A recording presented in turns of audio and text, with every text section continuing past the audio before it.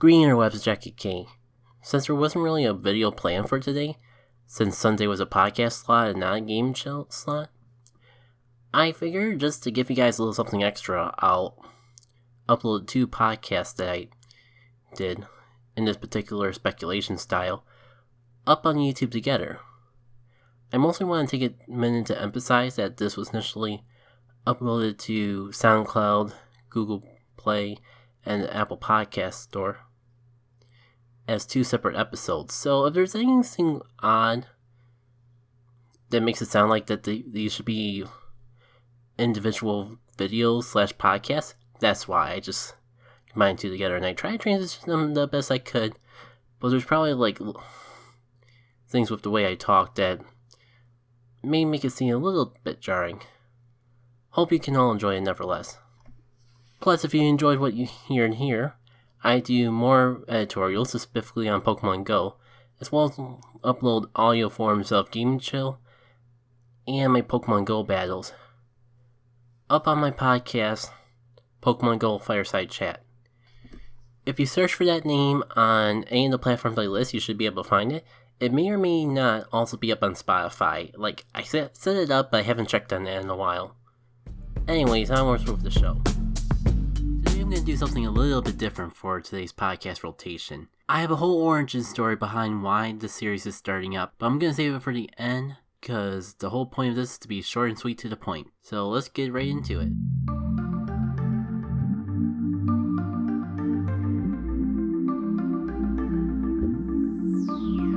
Greninja is a frog-like Pokemon with ninja elements. I mean, ninja is in the name of it all. If Pokemon Go is your main Pokemon experience, but you are a little familiar with other video games, you may recognize this frog from Super Smash Bros. It's the final stage evolution for the 6th generation water starter, and has a water dark typing. What really makes Greninja interesting though, goes beyond just its stats, typing, and even move pool. It comes down to something that you're not as familiar with in Pokemon Go. Abilities. While it has an ability shared between all water type starters, where basically water type moves get stronger if it gets low on health, that's not what we're here to talk about today. What really made Greninja stand out were 2 other abilities it got. First one being its hidden ability, which I'm probably going to mispronounce, so I'll just say Protein, is a move that makes Greninja incredibly diversible, because whenever it uses a move, it'll become the type of that move. So if you use Ice Beam, Greninja becomes an Ice type, but if you were to use Dark Pulse the following turn, it would then become a Dark type.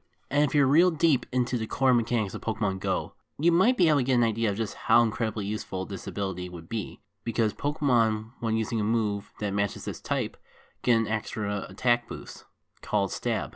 So with the Protein ability, Greninja always has Stab on every move it does.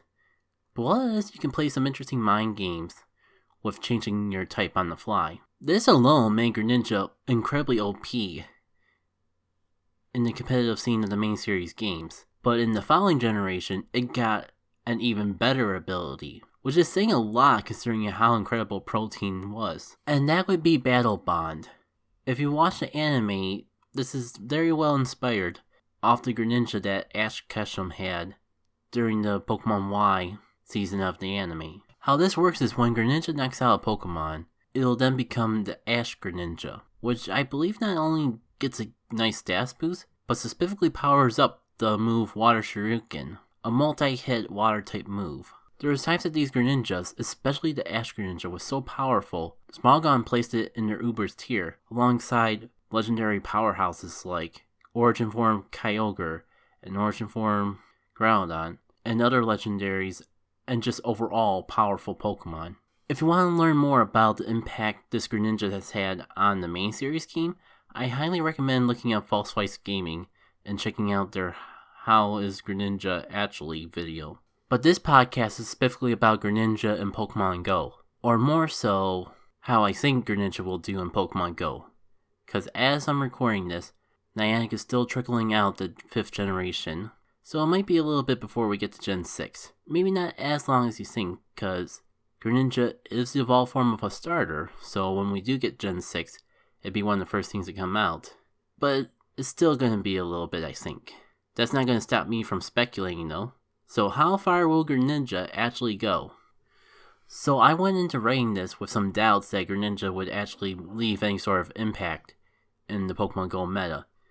But just in case, I decided to look a little bit more into Greninja's base stats, because they loosely translate into Pokemon Go stats. And after doing that, I think it might be a little too soon to count out Greninja. I'm a little bit foggy why I had doubts with Greninja in the first place. In my head, it's just like, sure, it's amazing in the main series games, but a lot of what makes it special and unique and powerful are its abilities, something that Pokemon Go lacks. And I'd be surprised if we see anything resembling abilities for a long period of time. Either way, I don't think we'll really see Greninja shine in the competitive scene of Pokemon Go until its community day, which, considering that it's not even out yet, is a long time coming. However, once Hydro Cannon becomes a thing for Greninja, I think it actually has some potential to shake up the meta, especially after comparing its base stats to other prominent Pokemon in the meta, especially relating to water-type Pokemon like Swampert and Kyogre. A big thing is Pokemon that have high attack or high special attack, along with fantastic speed, often translate to high attack in Pokemon Go. So Greninja's high special attack in combination with its fantastic speed may translate real well into Pokemon Go's meta to try to translate some of the more technical stuff into a casual language. On top of the CP formula, there's a formula that Niantic uses to essentially translate a Pokemon's stats from the main series game into Pokemon Go. This allows them to have, quote, consistency between how they perform in the main series game versus Pokemon Go. It's not always a perfect translation, but like a Pokemon with high attack in the main series game or special attack will likely have high attack in Pokemon Go. That much is usually consistent. I bring all this up because, as you might suspect, attack and special attack are counted towards that Pokemon's attack stat. What you might not know is that speed is also formulaically included into a Pokemon's stats, or specifically the attack within Pokemon Go. So a fast Pokemon with strong special attack will probably be a heavy hitter in Pokemon Go. So that definitely favors Greninja from a rates perspective at the very least. For a bit of a comparison, Swampert is currently one of the best water starters we have in Pokemon Go. It's only under Kyogre and Gyarados, arguably Kingler depending on who you ask, for the rate scene. Worth noting that I'm not including Shadow Pokemon in here. You can just assume if there's a Shadow form of a Pokemon, you want to use that. And even if there's not, there's a good chance you want to use the Shadow Pokemon for rating over the original, if you can afford to do so. But going into Shadow Pokemon is a whole other discussion that I probably would have on another podcast, if you haven't already figured out from the context of all the other podcasts I've had. On top of that, Swampert actually manages to have some nice niches in the PvP trainer battle scene as well. A task that not too many Pokemon are able to do. A lot of times, just because you're strong for raiding doesn't necessarily mean that you're good for PvP. Especially in the lower leagues. Oftentimes, if you're a strong hitting raid attacker, you're not going to perform as well in PvP. But thanks to Hydro Cannon and its unique typing, Swampert has quite a nice niche in basically all the PvP scenes. Like, it's within the top 10 for both Great League and Ultra League. The only place I wouldn't recommend Swampert is Master League, ironically enough. But only because there's just so many more powerful Pokemon that can run loose in the Master Leagues. Like, if you want Water type for a Master League, you can just use Kyogre. Or even Gyarados because of its flying type being useful for certain situations, but perhaps another time. The one thing that Swampert has over the potential stats for Greninja is Swampert is a bit more bulky. So I could see Swampert still holding its place in the niches that it has in PvP. But the unique typing of Water Dark I think will allow Greninja to get a couple niches of its own. That Dark typing will especially be useful in Ultra League where there's Giratinas running free, and Master Leagues where quite a few Pokemon weak to Dark type moves call home.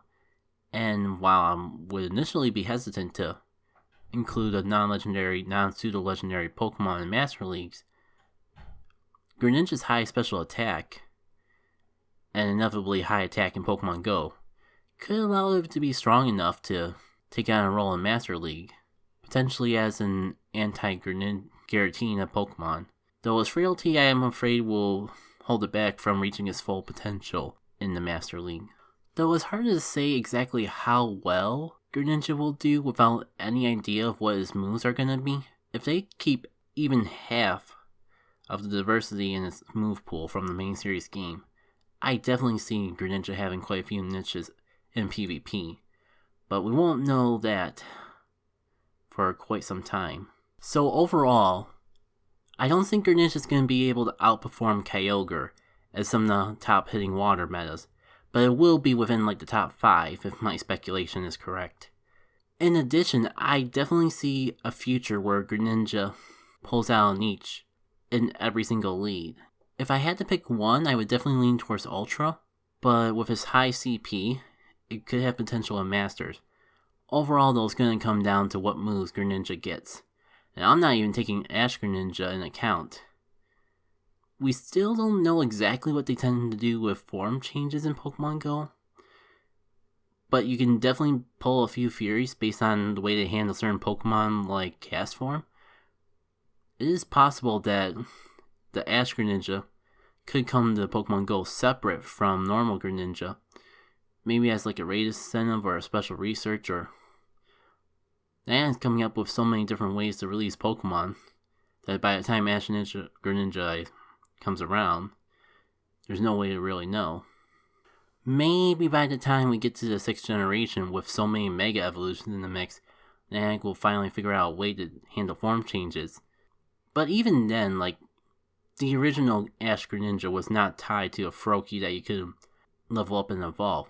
That was a Pokemon you got from an event in and of itself, so I think that, when I think more about it, that definitely makes it a good candidate for a future raid or other Pokemon Go related event, and you won't get to see the pre-evolved forms of this Ash Greninja. I just bring all this up because Ash Greninja is significantly more powerful than normal Greninja, therefore it'll definitely be more powerful in Pokemon Go. Maybe actually be able to compete as a water type Pokemon in raids, but if not that, it'll definitely carve off a niche in either the Ultra League or the Master League, depending on exactly how they want to handle it. I wouldn't be surprised when they make Water Trenukin a signature move, not for Greninja, even though any Greninja can learn it, but for Ash Greninja. So you have normal Greninja with the Hydro Cannon, and then Ash Greninja with Water Shuriken. So far, Niantic doesn't seem to want to let any water type move be more powerful than Hydro Cannon, but with how much emphasis the Ash Greninja has on Water Shuriken, I don't know. I definitely see Water Shuriken being more like of a 3-bar move compared to Hydro Cannon's 2-bar move. So it could have a good shield baiting niche. It could be like Shadow Punch on Haunter, where it comes out real quickly, but does a lot of damage overall, but because of how quickly it comes out, it's pretty tricky to shield the attacks. Making the move work like that would be a fairly good transition to how the move performs in the main series games, because Water Shuriken was a multi-hit move that could hit up to like 5 times. So a weak attack that hits a lot of times would be a fair translation, but with the Ash Greninja making Water Shuriken more powerful, having it be like a water type Shadow Punch, I think would be the perfect transition of this move into Pokemon Go. The biggest holdout for Greninja is going to be its defense, so that's the main reason I don't feel 100% confident of exactly how well it'll perform in Pokemon Go. We'll have to see what its stats are like when it's actually released, and what move pool it gets to know truly how far Greninja will go.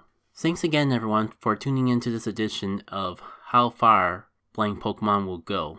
This was an idea that I had in my back of my mind for a while. I wasn't necessarily going to put it into podcast form, but essentially there's a YouTube channel I watch that goes by False Swipe Gaming that does a weekly video just going over the history of a meta-relevant Pokemon, and sometimes not meta-relevant related Pokemon, just seeing how well they perform in each generation, how well they've done in tournaments, and just go over the overall history of what made the Pokemon special in each generation that it was viable in. And the big inspiration for doing my spin on it was just that those videos just felt like they were missing the Pokemon Go aspect, which I don't blame anyone, because compared to the main series game, Pokemon Go is probably a bit niche. But I thought that would make it a perfect opportunity to just comment in my personal opinions of that Pokemon within the Pokemon Go battling, both from the raid perspective and the PvP side.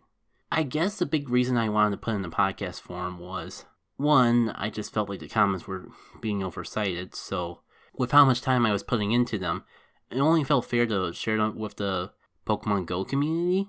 And initially I was going to do that with just making blog posts, but then I got thinking that I kind of needed some podcast filler, and I figured, like, why not? This stuff is fresh in my mind because I just typed it out, or at least copy pasted from the YouTube comments. So, like, might as well just do a quick podcast on it and expand on it, just in case I'm at a week where I don't have time to record a full editorial or something. So hopefully you guys don't mind these sort of things in the mix. I'm probably going to save them for days when I don't have time to record a full podcast.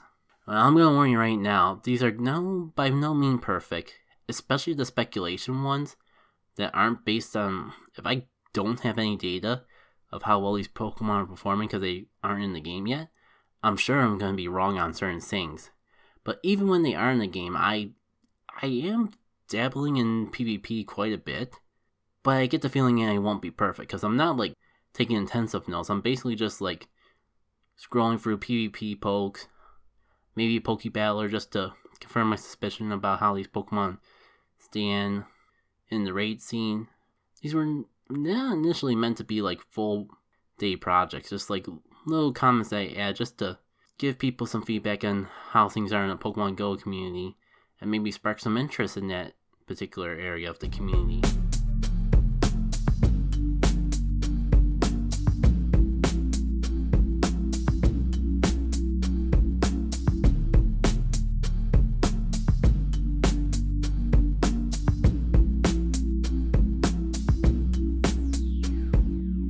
I'm going to do another speculation on a Pokemon that's not yet in Go, but we know a few bits and ends about, to at least speculate what sort of role it could play in the raid and PvP meta. That Pokemon today is going to be Krookdile, a Generation 5 Pokemon which, funny enough at least of recording, hasn't been released into the game yet. Krookdile has an interesting niche in the main series Pokemon Go competitive scene. Not overpowered to the point of being in the traditional single rule set of OU, aka overused, but having some solid niches in the underused tier, if not a staple of said tier.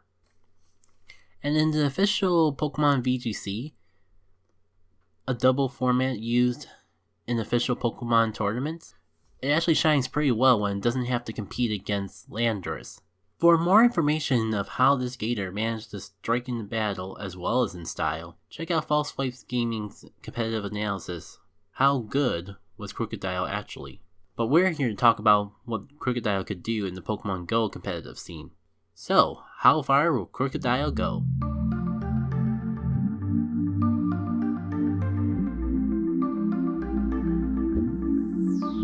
Usually it's fairly difficult to determine how well a Pokemon will do in the competitive scene before it's out due to how vital the move pool is. Plenty of Pokemon have gotten fantastic stats in Pokemon Go, but have been completely nerfed by their move pool. Arceus. Regigigas. Pardon me, I think I got a little something in my throat. Thankfully for us, since it's a Generation 5 Pokemon, we have at least a vague idea of what moves it could have before it's even been released. Due to just magic within the Pokemon Go community.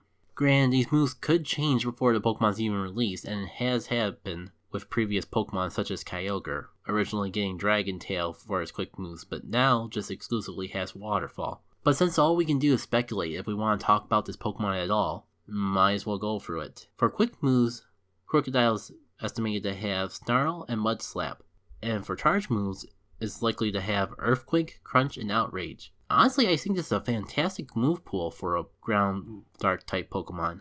Snarl is great for getting energy quickly, and honestly Mudslap isn't the worst ground type quick move either. Earthquake has gotten significantly more powerful than when it first came out, so having a move that can get your energy up to Earthquake quickly is perfect. You won't be getting the energy to get up to an Earthquake as quickly as Mud Bomb, but the power you get out of an Earthquake is still well worth it. So having a quick move that gets energy quickly is only going to work in its favor. Plus, Crunch is not a bad move either, and considering it's the only Dark type move it gets, I can see much worse options of Krookdile getting. After all, Tyranitar, its Dark type move is Crunch, and for a while is one of the most prominent Dark types in the entire Pokemon Go meta, at least from the rating standpoint. But more importantly, I definitely see Crunch playing a Mud Bomb-like role, since it takes less energy to get up to, so you could use Crunch for shield baiting, and once you get rid of an opponent's shield, you could then go for that Earthquake. Outrage isn't a bad move either. I've seen a lot of Ultra League and Master League Pokemon running Outrage. If I had to take bets, I would assume that most Krookdiles would be running Snarl, Earthquake, and Crunch. But depending on the Pokemon in the meta, I could see situations where you would want an Outrage Krookdile over one of the other charge moves. Especially in Ultra League and Master League where you have Pokemon like the Giratinas running loose, Dragonite, and heck, Palkia might even find a niche in Master Leagues now that it's going to be learning Aqua Tail. It's a little too early to tell exactly where Palkia's going to stand in the meta, but it's another thing that having Outrage over Crunch might be useful for. But then again, Giratina is also weak to Crunch, so unless there's a major shift, I still kind of predict that Earthquake and Crunch would be the set that Krookdile runs, especially so it can take care of Mewtwo's and all, but the point is, I can imagine a universe where Outrage would be useful on a Krookdile. It might not be this universe, but I still want to give a shout out to Outrage because of that. If you don't see where I'm getting at with this, between the typing that Krookdile has and its move pool, I wouldn't be surprised if Krookdile ended up having a niche similar to Stunfisk in Great League, basically having Krookdile be the Stunfisk of either the Ultra League, the Master League, or both. Main series people might be a little confused when I actually bring up Stunfisk actually being significant for anything, but Stunfisk actually carved itself a nice niche in the Great League, and that's specifically because it hard counters a lot of prominent meta-relevant Pokemon of the Great League. Pretty much within the top 10, if not the top 5, include Skarmory, Azumarill, and Registeel. I think those three alone are within the top 5, if not close, and Stunfisk works pretty well against them between his typing, having access to Mud Bomb, very prominent ground type move, from what you heard me mention already, and Discharge, which is an excellent electric type move, and most of all Thundershock, which is not only an electric type move, but allows it to get to its charge moves incredibly quick. So it can just spam those charge moves all day. Moving away from the tangent though, I definitely see Krookdile pulling a similar niche as Stunfisk, with Snarl to get up to his charge move quickly, and then using a combination of Crunch and Earthquake to take care of a lot of the meta. We'll have to wait until people with more experience in Pokemon Go than me to actually crunch the numbers and see if a Krookdile could take out Dialga. But when I think of a ground type Pokemon, one of the first things you think of for Master Leagues is Dialga counter. Dialga is just so prominent in Master Leagues.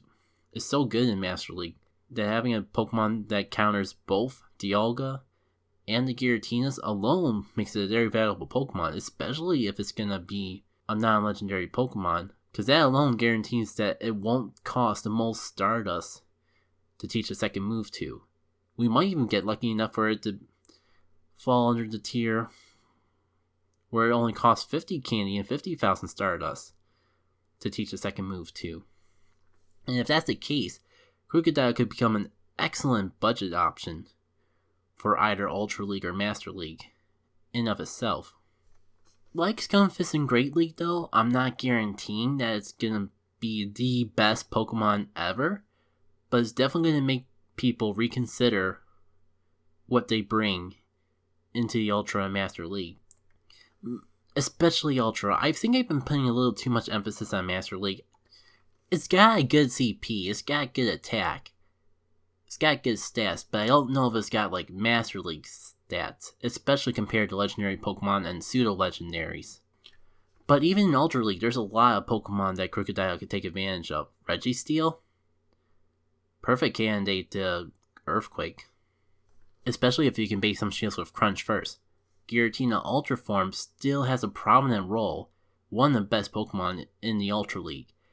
And some people who are feeling spicy will even still use the Origin form of Giratina, despite it being more preferable for the Master League. In addition, the Psychic-type Pokemon Armor Mewtwo often gets a strong role in Ultra League, like it shows up pretty high in PvP poke. I think it's more of a Pokemon that's good on paper than it is in execution. But when people are building their teams, they're gonna see how high that Pokemon is and still try to build around it. Oh, I just remembered Jirachi. That's something I actually see more than Mewtwo, and it's especially vulnerable to the move pool that Krookdile would have. Yeah, the more I think about it, at least in Ultra League, I actually don't see Krookdile carrying Outrage. It doesn't need it when it's got Snarl, Earthquake, and Crunch. I actually completely overlooked Cresselia as well. I can't really guarantee that Krookdile would do well against Cresselia because it does have the fairy move Moonblast, which I don't think would go well with Krookdile. Plus, it's going to be learning Grass Knot real soon, which doesn't help Krookdile in that matchup either. I wasn't planning on bringing up that Pokemon just because those two things make it come real down to the wire of who wins the matchup, Krookdile or Cresselia. And I feel like we actually need to have the Pokemon in the game, and for the Pokemon people that crunch the numbers to really look into the matchups and put it into their PvP Pokebattler ratings, just to see, before we can really see who wins in the Krookdile or Cresselia matchup. At least for me. Someone who's even more invested in Pokemon Go than me might be able to tell already just by looking at stats in the main series game and coming up with all that stuff, but I'd rather wait until we can actually see it in action. But it's still real exciting to talk about because that move pool is pretty good, and last I checked, those stats aren't bad either. As for rating, I don't think it's really going to overthrow any of the kings in the rating meta, either for ground types to use or dark types to use. Plus, on top of that, there's the fact that dark types have to compete with ghost types because they are super effective against the same exact types. It's not that Krookdile has a bad move pool. As I mentioned, Snarl is excellent for getting up to energy. Crunch isn't that bad considering that back in the heyday of Gen 2, Tyranitar was king of the dark types. And all the prominent ground type counters use Earthquake, except maybe Excadrill? But I think after Earthquake got buffed, even Excadrill prefers to use Earthquake over a signature move Drill Run. I have to double check those stats still. But the CP of the attackers that we already have for Ground, Ghost, and Dark just are better than Krookdile's. In addition, while Mudslap's not a bad move, Mudshot, which Groudon gets, is significantly better for a ground quick move, for the rating scene at least.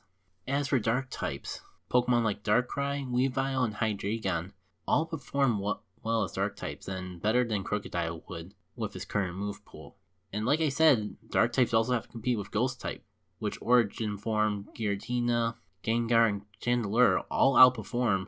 Well, I wouldn't say they all outperform the dark types, but like Giratina Origin Form is on the same tier of Darkrai, if not better, and Gengar and Chandelure aren't too far behind, if not ahead, of Weavile and Hydreigon. Maybe it'll outclass Tyranitar with it having Snarl, where Tyranitar only has Bite for a quick move. But I still think we have to wait for its release to see exactly how well Krookdile compares to the likes of Tyranitar and Pokemon of that tier. I just feel confident saying that it won't be the best, but it'll be a solid option if you have nothing better. Which is a little weird to say for a Pokemon that's not even released yet. Odds are you'll have things for the dark type and the ground type already powered up that perform better than Krookdile before Krookdile even gets released. Still, I'm pretty excited to see this Pokemon get released into Pokemon Go. Especially after, checking PvP Poke, checking Pokebattler, and just doing all the little bit of research I did do so I can speculate with some basis, in fact. I'm by no means the biggest expert of the Pokemon Go meta, so I don't mind hearing what you guys have to think about Krookdile in Pokemon Go. Do you think it'll be a fantastic PvP beast as well as an excellent raider? Or do you think it'll fall a little short for some reason? Feel free to let me know on Twitter or in the comment section of the site as I post. If you do reply on audio platforms like SoundCloud, I won't guarantee that I'll get to see them. But positive ratings and interaction in general only helps my podcast grow, so if you want to take the time to give it, I appreciate the positive feedback. Anyways, that's all I got for today. Take care.